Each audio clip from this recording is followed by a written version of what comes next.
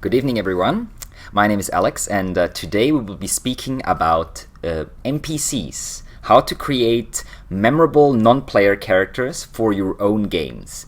Now, NPCs are a very, very big part of every GM's, every Game Master's job as such, because they are not only the allies, loved ones, and enemies of the player characters and everything in between that, but they're also the main part of what makes your role-playing world a living, breathing, real place. They are pretty much everyone that the player characters will ever interact with, and getting the hang of creating interesting, memorable NPCs is something that every game master, in my opinion, should put in quite a bit of work. Now, in this video, we'll be mainly focusing on NPCs that are allied to the player characters or are neutral towards them. We might make a video for creating villains and bad guys and enemies later on. There's two basic types of NPCs. The ones that I would like to call the reoccurring NPC, they're basically the main cast. The player characters are, of course, the main characters of the story, but the reoccurring NPCs are the support characters. They are the ones that have a lot of relationships with the player characters, that they show up more and more often, and they are generally important to the story. The second part of NPCs is what I like to call background NPCs. They're basically NPCs who only show up once or twice, or maybe a couple times, but have very minor roles. Like the shopkeeper your player characters sell their loot to, or the innkeeper they stay with, or maybe a farmer they ask for direction. And I would like to talk about the background NPCs first a little bit, and then move over to the reoccurring NPCs. Now, background NPCs, what I think about when I think about background NPCs is 3 points, really. The first point, every background NPC should have a short physical description when the player characters interact with him. Never just say, the guard. That's boring. It doesn't describe anything. It's just his occupation. The player characters might imagine someone with a uniform and some sort of weapon. That's all. Better say, the bald guard with a little bit of a beard and a potbelly, or something like that. Usually I try to come up with 2 or 3 attributes to describe a background NPC. These attributes by no means have to be unique. Background NPCs can have recurring attributes. They can have guards or farmers that are dark. A lot of them might be dark-haired. A lot of them might have potbellies or whatever. Combine these attributes however you like. Now, main attributes I usually think of is the hair color, someone's age, someone's size. Are they thin or thick? Are they fat? Are they tall? Are they short? Someone would, if it's a male, obviously, his beard, clothing, and the level of grooming an NPC has. Is he immaculately well kept and dressed, or doesn't he care much about his physical appearance? That's usually the sort of thing I think about. I pick 2 or 3 of those characteristics and attach them to an NPC if he's needed in the game real quick. Now, the second point is use stereotypes for background NPCs. There is a reason why stereotypes exist, and they're usually quite memorable. You can say all your peasants are illiterate and stupid. Maybe all your dwarves are always grumpy in your world and speak as if they've just woken up or something like that. And sometimes you can also twist those stereotypes around. Maybe your player characters run into a farmer who speaks much more cultivated manner than the other farmers they have run across. Then the player characters might hesitate and say, oh, wait a minute, why is this guy speaking so differently from all the other farmers? And then you might come up with, spontaneously, with an idea like, oh, maybe his father was a merchant and he sent him to school, that's why he learned to speak so well, but then his father's business collapsed and he had to become a farmhand somewhere, struggling to get by, but still having this manner of speaking that was taught to him at school. Now, we came up with a short, fairly memorable backstory for an NPC just from the certain fact that he speaks a little differently from the others. And that is a twist around of the stereotype of the illiterate, stupid farmer, basically. And then the third thing you should always think about when it comes to background NPCs is, why he's in this story? How can he help the heroes? Or what he can, maybe he's not trying to help the heroes. He might be a villain, a mook, cannon fodder of the armies of evil as such. Because if a background NPC has no role in the story to play, if he's not there to give information to the player characters or help them or do something in there connected to them, then there is not too much point in giving him any time on screen, so to speak. Now let's speak about reoccurring NPCs, which are obviously the more important ones. And I'd like to speak about 6 different points while we are speaking about reoccurring NPCs. The first point, which is I consider quite important and a lot of people struggle with, is an NPC's name. It's quite obvious. Reoccurring NPCs should have names, and they will usually introduce themselves, or the player characters will somehow realize what their name is, somehow find that out. Now, there is a simple solution to the naming problem. There is a great website called Fantasy Name Generator that you can Google. It has a massive amount of random tables for different races and cultures, both imaginary and real life, and also names from computer games and specific role-playing games, and so on and so on. A little trick I like to use with that is link certain cultures or realms in your game world with real-life cultures or games. So maybe all your dwarves, or most of your dwarves, have Nordic names, like Ulfgar or something like that. Or maybe there is a specific kingdom in your realm that has mostly Roman or Greek-sounding names. That way you can hint at a NPC's origin and even his cultural values, what he values and what he does not value, what he respects and what he does not respect, simply by providing his name to the player characters. Now, the second point is appearance. Obviously, we talked about this in connection with the background NPCs, but appearance is not just the way an NPC looks, it is also the way he expresses himself. Maybe he has a particularly deep voice. Maybe he has a high voice. Maybe he speaks very quickly. Maybe he speaks rather slowly, looking for words all the time. Maybe he avoids using long, complicated words or stumbles over them. Maybe he likes using long, complicated words to show off his higher learning. An arrogant, noble NPC might do that sort of thing. Maybe he swears and curses a lot. That can be a lot of fun for the game master if he's playing a thug or someone from the underworld that's trying to prove how tough he is by using bad language all the time. And also, memorable features, of course, are also part of appearance.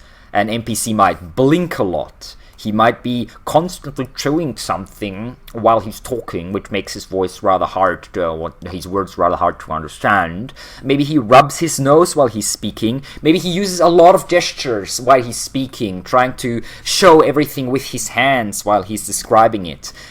Which, like some people from the southern parts of Europe do that. Obviously, you shouldn't attach a memorable feature to every single reoccurring NPC, because these things might get out of hand and you'll run out of memorable features. And also, don't get too goofy with them. Unless goofy is in your game description, you like to have a comedic, goofy game, then by all means, go over the top and go for it. Third point I'd like to raise is, how does the NPC perceive the heroes? Now, this changes a lot in the way how he acts towards them. If the NPC, for instance, perceives the heroes as heroes, as good people willing to help everyone else, and demanding and worthy of respect, he will treat them very differently. He will speak very differently towards them, if he just perceives them to be cutthroat mercenaries, for instance. He might rather like to stay away with them and keep all social interaction with them at a minimum, because they might be dangerous. They might be murder hobos, for all that he knows. Fourth point, an extremely important one, is an NPC's motivation. Now, what does the NPC want? What is his goal in life? Does he want to earn a living for his family and live a peaceful life with them? Does he want to earn a lot of money and live a hedonistic life of comfort and luxury? Maybe he wants to become the best in something, the best in his chosen profession, the best at fighting, the best in a specific art form. How ambitious is the NPC? And especially if the NPC is ambitious, what can the player characters do for this specific NPC. This is specifically important for NPCs of a more of a evil and neutral alignment, because they will constantly be thinking about what other characters, NPCs both, can do to further their own agenda. Again, the way that a NPC perceives them and his motivation determines a lot about what is the NPC is willing to do for the player characters or otherwise, and how he interacts with the player characters. The fifth point is sort of the inversion of the fourth point. It's NPC skills and knowledge. Some people would call it his usefulness to the player characters. Player characters are often quite selfish, because they are, after all, the main characters of the story, and everyone else is only around to serve their goals and progress them further onwards on their path to whatever goal they desire. Now, what does an NPC know is obviously important if he chooses to share these informations with the player characters, but also if he doesn't choose to share the information with the player characters, because again, it will affect heavily how he interacts with them and what he does. And what can an NPC do? Obviously, a trained mercenary or a gladiator who has won many battles and killed many people, or a extremely powerful wizard will act very differently from, say, a unarmed, untrained street urchin or something like that. And also, how can the NPC help the player characters, and is he willing to help the player characters? Last but not least, we have the sixth point, which is relations, which means how is the NPC connected to other NPCs? Now, usually for every a memorable reoccurring NPC I choose at least one, ideally two, maybe even three other NPCs that he's other known reoccurring NPCs that he's somehow connected with. Maybe one of the NPCs is his rival from school, where they went to school together. Maybe another one is a business associate and they sort of like each other. Maybe a third one is a former lover or family member. Now, these relationships do not have to be positive. They can be extremely negative. They might hate each other's guts, and maybe even try to kill each other before. But nonetheless, it is some sort of relation and some sort of connection. NPCs have, of course, have lives outside of those moments that they interact with player characters.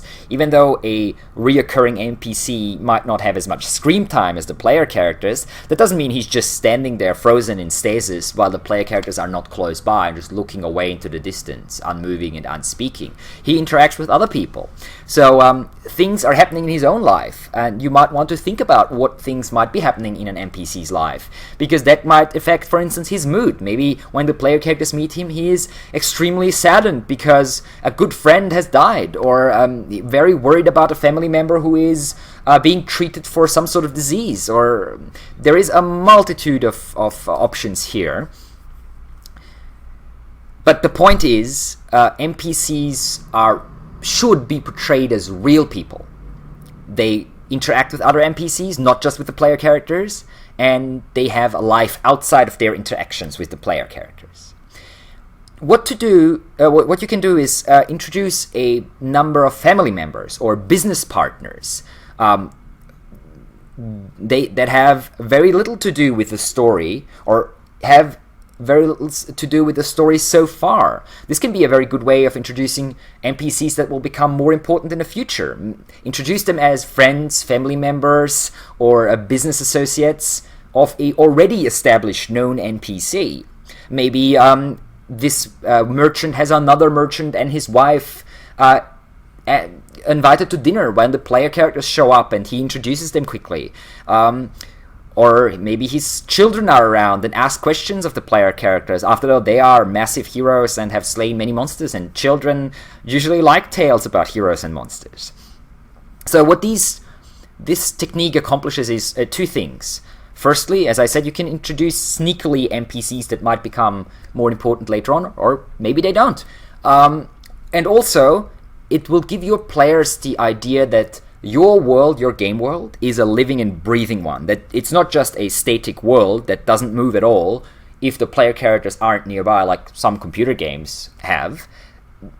but the exact opposite. It's a complete living, breathing world, and things are happening whether the player characters are nearby or not nearby at all.